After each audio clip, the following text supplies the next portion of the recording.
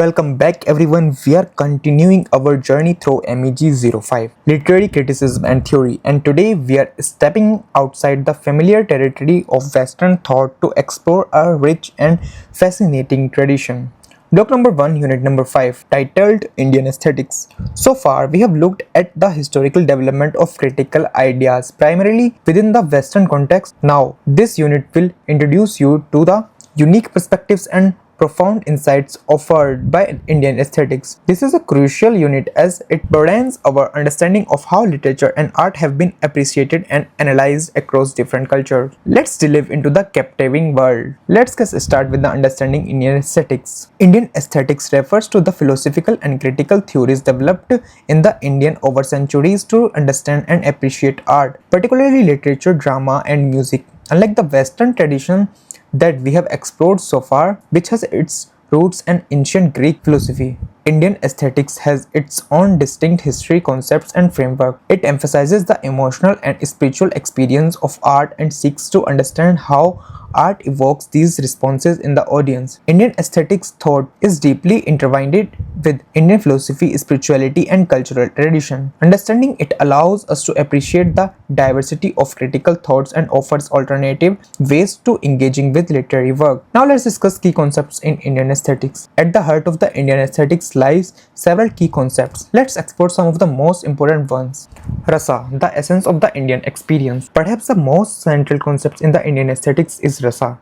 Rasa can be understood as the emotional flavor or essence that a work of art evokes in the sensitive audience. It's not simply the emotion depicted in the work, but rather a refined, aestheticized experience of the emotion. The theory of Rasa identifies 9 primary rasas. Number 1. Singar Rasa, Hasya Rasa, Karuna Rasa, Rudra Rasa, Veera Rasa, Bhayanaka Rasa, Vivitsa Rasa, Adbhut Rasa, Shant Rasa. The process of experiencing Rasa involves the skillful presentations of Vibhavas, Anubhavas, the Sanchari Bhavas in the artwork. The sensitive and cultivated audience or Sahridaya then resonates with these elements to experience to corresponding rasas in the disinterested and aesthetic way.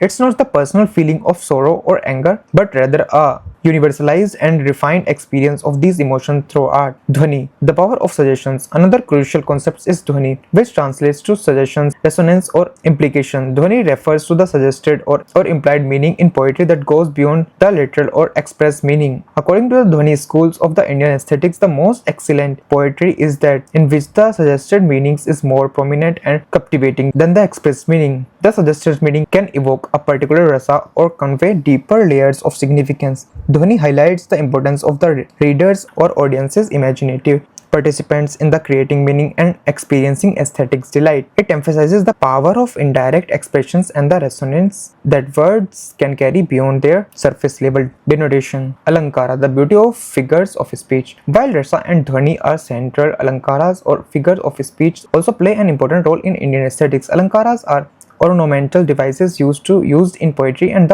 other art forms to enhance their beauty and aesthetic appeal. These can include various figures of speech like similar, smiley metaphor, alliterations, and many other. While alankaras are considered important for adding beauty and ornamentations, they are generally seen as secondary to rasa and dhvani. Their primary function is to enhance an evocations of rasa and contribute to the overall aesthetic experience. Auchitya, the principle of prosperity. Finally, the concept of Auchitya emphasizes the principle of prosperity or appropriateness in all elements of artistic expressions. The appropriate use of language, style, theme, character, and rasa in the relation to each other and to the overall context of the work. Auchitya suggests that for a work of art to be truly aesthetically pleasing, all its elements must be a harmony and properly aligned. An impropriety of disharmony can detract from the rasa and the overall aesthetic experience. It highlights the importance of balance and coherence in artistic creation. Schools of the Indian aesthetics. Within Indian aesthetics, there have been various schools of thoughts that have emphasized different aspects of these core concepts. Some of the prominent schools include the Rasa school,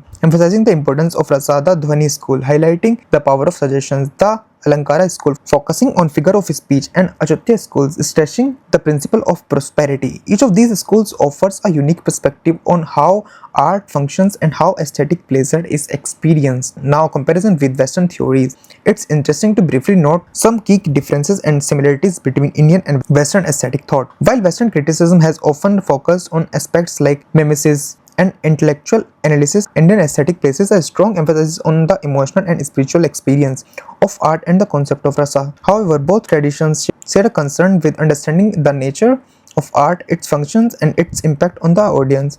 Exploring both traditions can provide a richer and more comprehensive understanding of literary and artistic appreciation. Relevance of Indian aesthetics. Studying Indian aesthetics is not just about exploring historical ideas, its concepts offers valuable insights for understanding literature and art from diverse cultural contexts, including contemporary works. The emphasis on emotional experience and the power of suggestions in Rasa and Dhvani continues to be relevant for appreciating the nuances and depths of artistic expression. In conclusion, Indian aesthetics provides a unique and profound perspectives on the appreciations of art, with its core concepts like Rasa, Dhvani, Alankara, and Auchitya offering valuable frameworks for understanding the emotional and aesthetic impact of literary works. This unit broadens our understanding of literary criticism beyond the Western tradition and highlights the rich intellectual heritage of India. We will moving on the unit number 6 of block number 1, which discusses resistance of theory and how to read a reader. Thank you for joining me in the explorations of Indian aesthetic. I'll see you in the next video. Take care. Bye bye. Jai Hind.